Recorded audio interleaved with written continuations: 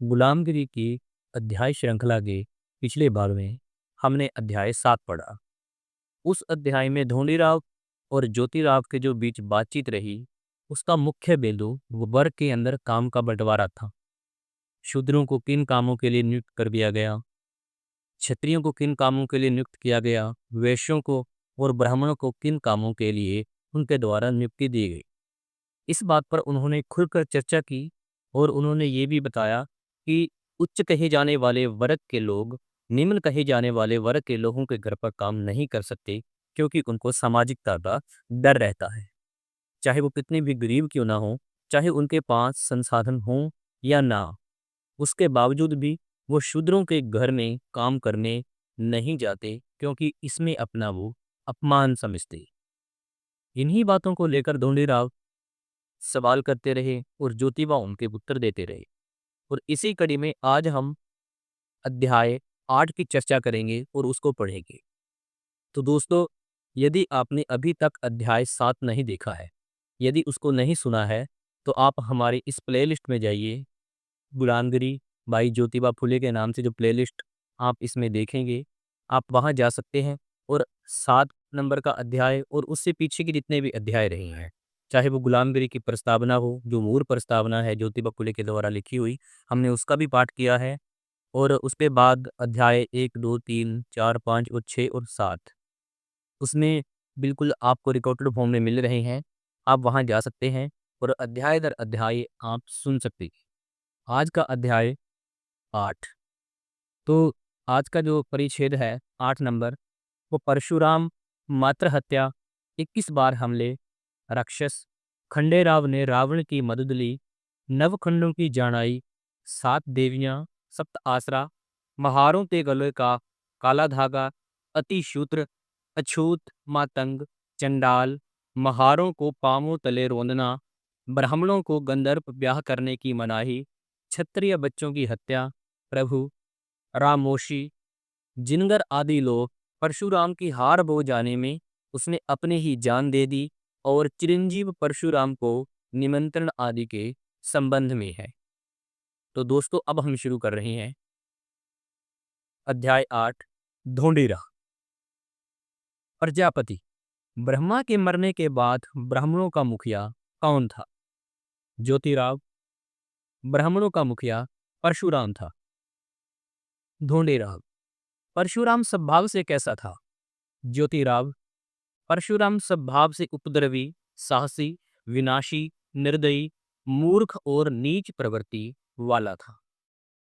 उसने जन्म देने वाली माता रेणुका की गर्दन काटने में भी कोई संकोच महसूस नहीं किया। परशुराम शरीर से मजबूत और तीर अंदाज था। धोंडीराव। उसके शासनकाल में क्या हुआ? ज्योतिराव। प्रजापति अब ब्रह्मा के मरने के बाद बचे हुए महाअरियों ने ब्राह्मणों के जाल में फंसे हुए अपने भाइयों को गुलामी से मुक्त करने के लिए परशुराम से 21 बार युद्ध किया। वे इतनी जिद से युद्ध लड़ते रहे कि अंत में उनका नाम द्वैती पड़ गया और उस शब्द का बाद में अपभ्रंश दैत्य हो गया। जब परशुराम ने सभी महाआर्यों को पराजित किया, तब उनमें से कई महावीरों ने निराश होकर अपने स्नेहियों के प्रदेशों में जाकर अपने आखिरी दिन बिताए। मतलब जेजुरी के खंडेराव ने जिस तरह रावण का सहारा लिया, उसी प्रकार नवखंडों के न्यायी और साध आश्रय आदि सभी कोंकण के निचले भूप्रदेश में जाकर छिप गए और उन्होंने वहां अपने आखिरी दिन बिताए। इससे ब्राह्मणों में नफरत की भावना और भी गहरी हो गई और उन्होंने नवखंडों का जो न्यायी था उसका नाम स्त्री के नाम पर निंदा सूचक शब्द में, मतलब नव चिथड़ों वाली देवी, नव खणाची जनाई रख दिया और 7 आश्रयों का नाम 7 पुत्रों वाली माता सापी असरा रख दिया। शेष जितने महाआर्यों को परशुराम ने युद्ध भूमि पर कैद करके रखा, उन पर उसने कड़े प्रतिबंध लगाकर रखा था। उन महाआर्यों ने कभी भी ब्राह्मणों के विरुद्ध कमर नहीं कसनी चाहिए, इसलिए उसने उनको शपथ दिलाई। उसने सभी के गले में काले धागे की निशानी बंधवाई और उनको उनके शूद्र भाइयों ने भी छूना नहीं चाहिए, इसलिए सामाजिक प्रतिबंध लगाए। बाद में परशुराम ने उन महाअरिक क्षत्रियों को अतिशूद्र, महार, अछूत, मातंग और चांडाल आदि नामों से पुकारने की प्रथा प्रचलित की।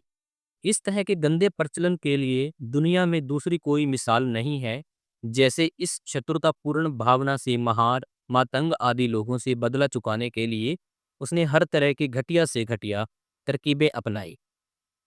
उसने अपनी जाति बिरादरी के लोगों की बड़ी बड़ी इमारतों की नींव के नीचे कई मातंगों को उनकी औरतों के साथ खड़ा करके उनके बेसहाय चिल्लाने से किसी को अनुकंपा होगी, इसके लिए उनके मुंह में तेल और सिंदूर डालकर उन लोगों को जिंदा अवस्था में ही दफनाने की परंपरा शुरू की। लेकिन ब्राह्मणों द्वारा शुरू की गई यह अमानवीय परंपरा जैसे जैसे मुस्लिमों की सत्ता इस देश में मजबूत होती गई, वैसे वैसे समाप्त होती गई। लेकिन इधर महाअरियों से लड़ते लड़ते परशुराम के इतने लोग मारे गए कि ब्राह्मणों की अपेक्षा ब्राह्मण विधवाओं की संख्या ज्यादा हो गई। इसका परिणाम यह हुआ कि उन विधवाओं की व्यवस्था किस तरह से की जाए, इसकी भयंकर समस्या ब्राह्मणों के सामने खड़ी हो गई। अंत में ब्राह्मण विधवा औरतों को पुनर्विवाह करने के लिए मना कर दिया गया। तब कहीं जाकर उनकी गाड़ी रास्ते पर आई। परशुराम अपने ब्राह्मण लोगों की हत्या से इतना पागल हो गया था कि उसने बाणासुर के सभी राज्यों के क्षत्रियों के बीज का मूल नाश करने के इरादे से अंत में उन महाअरि क्षत्रियों की निराधार गर्भवती विधवा औरतों को, जो अपनी जान बचाने के लिए जहां तहां छिप गई थी, उनसे पैदा होने वाले नन्हे बच्चों को पैदा होते ही हत्या कर देनी चाहिए। इसलिए उसने उन औरतों को पकड़ पकड़ कर लाने की मुहिम शुरू कर दी। उस अमानवीय शत्रुतापूर्ण मुहिम से नजर चुराकर बचे नन्हे बच्चों में निर्मित कुछ कुल वंश इधर प्रभु लोगों में मिलते हैं। उसी तरह परशुराम की इस धूमधाम में अरामोशी, जिनगर, तुम्बडी वाले और कुंभार आदि जाति के लोग होने चाहिए, क्योंकि कई रस्म रिवाजों में उनका शुद्धों से मेल होता है। तात्पर्य, हिरण्यक्षय से बलि राजा के पुत्र का निर्वंश होने तक उस कुल को निस्तेज करके उनके लोगों को पूरी तरह से तहस नहस कर दिया था। इससे अज्ञानी क्षेत्रपतियों के दिमाग पर इस तरह की धाक जम गई कि ब्राह्मण लोग जादू विद्या में माहिर हैं। वे लोग ब्राह्मणों के मंत्रों से बहुत ही डरने लगे। किंतु इधर परशुराम की मूर्खता की वजह से उसके ढींगा ढींगी से ब्राह्मणों की बड़ी हानि हुई। इसकी वजह से सभी ब्राह्मण लोग परशुराम के नाम से घृणा करने लगे। यही नहीं तो उसी समय यहाँ के एक क्षेत्रपति के रामचंद्र नाम के पुत्र ने परशुराम के धनुष को जनक राजा के घर में भरी सभा में तोड़ दिया। इससे परशुराम के मन में उस रामचंद्र के प्रति प्रतिशोध की भावना घर कर गई। उसने रामचंद्र को अपने घर जानकी को ले जाने का सुनहरा मौका देखा और उसने रामचंद्र से रास्ते में ही युद्ध छेड़ दिया। उस युद्ध में परशुराम की करारी हार हुई। उस पराजय से परशुराम इतना शर्मिंदा हो गया कि उसने अपने सभी राज्यों का त्याग करके अपने परिवारों के साथ और कुछ निजी संबंधियों को साथ लिया और वह कोंकण के निचले भाग में जाकर रहने लगा। वहां पहुंचने के बाद उसको उसके द्वारा किए गए सभी बुरे कर्मों का पश्चाताप हुआ। इस पश्चाताप का परिणाम उस पर इतना बुरा हुआ कि उसने अपनी जान कहाँ, कब और कैसे खो दी, इसका किसी को कोई पता ही नहीं लग सका। ढोंढीराव। सभी ब्राह्मण पंडित पुरोहित अपने धर्मशास्त्रों, धर्म ग्रंथों के आधार पर यह कहते हैं कि परशुराम आदि नारायण का अवतार है। वह चिरंजीवी है, वह कभी भी मरता नहीं। और आप कहते हैं कि परशुराम ने आत्महत्या की है। इसका क्या अर्थ है? ज्योतिराव। 2 साल पहले मैंने शिवाजी महाराज के नाम एक पवाड़ा लिखा था। उस पवाड़े के पहले छंद में मैंने कहा था कि सभी ब्राह्मणों ने अपने परशुराम को न्योता देकर बुलाना चाहिए और उसकी उपस्थिति में मेरे सामने इस बात का खुल्लम खुल्ला खुलासा करना चाहिए कि आजकल के मातंग महारों के पूर्वज परशुराम से 21 बार लड़ने वाले महाहरि क्षत्रिय थे या नहीं। इसकी सूचना ब्राह्मणों को दी गई, लेकिन वास्तविकता यह है कि उन्होंने परशुराम को न्योता देकर नहीं बुलाया। इससे यह बात स्पष्ट होती है कि परशुराम सचमुच में आदिनारायण का अवतार नहीं था और न वह चिरंजीवी था।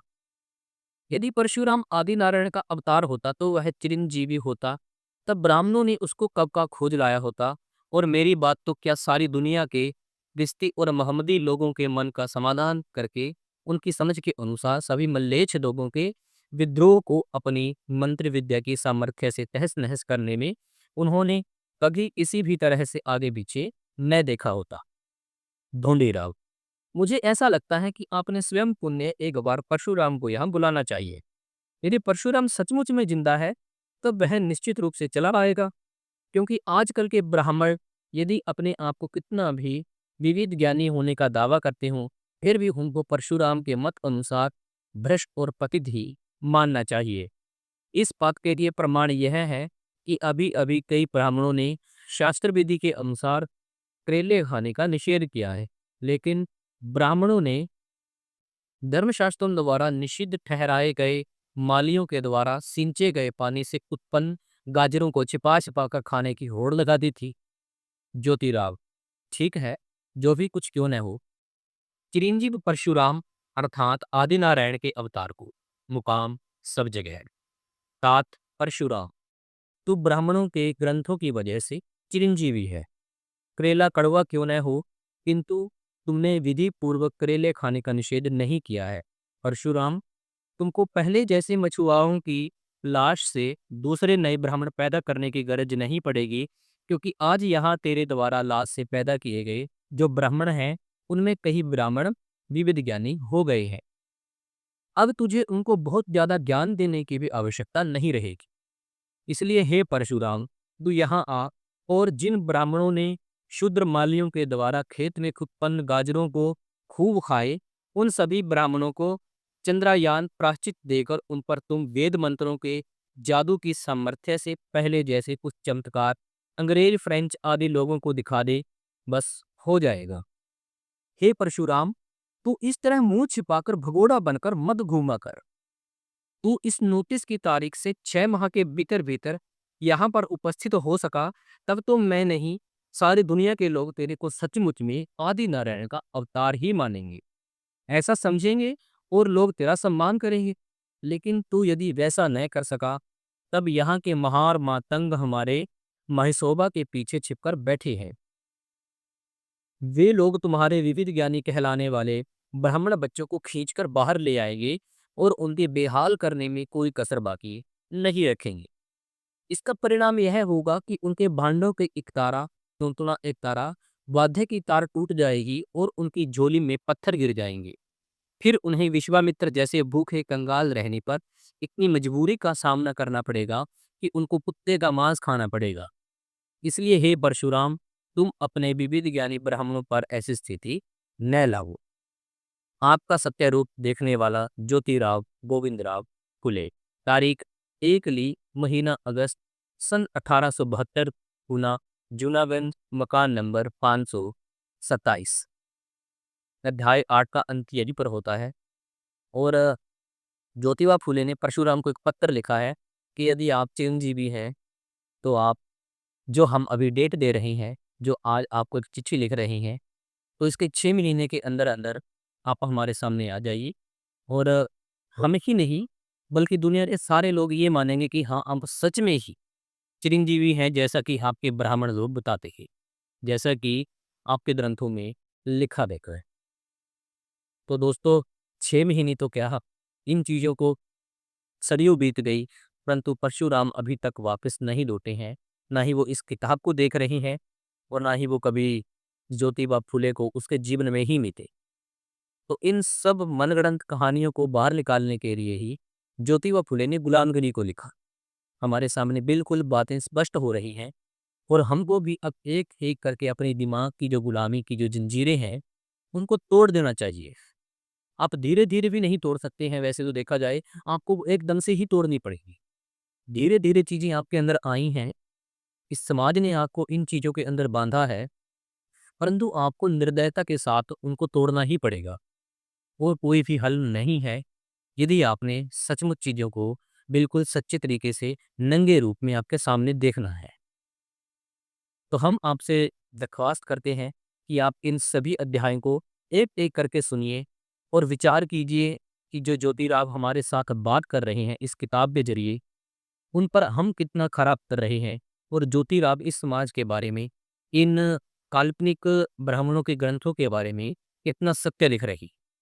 आप हमारे चैनल को सब्सक्राइब ज़रूर कर लीजिए, क्योंकि आने वाला हर अध्याय इसी कड़ी से जुड़ा हुआ है और आप तक बिल्कुल सहजता से सबसे पहली बार पहुंच सके, इसलिए आप इसको सब्सक्राइब इस चैनल को ज़रूर कीजिए।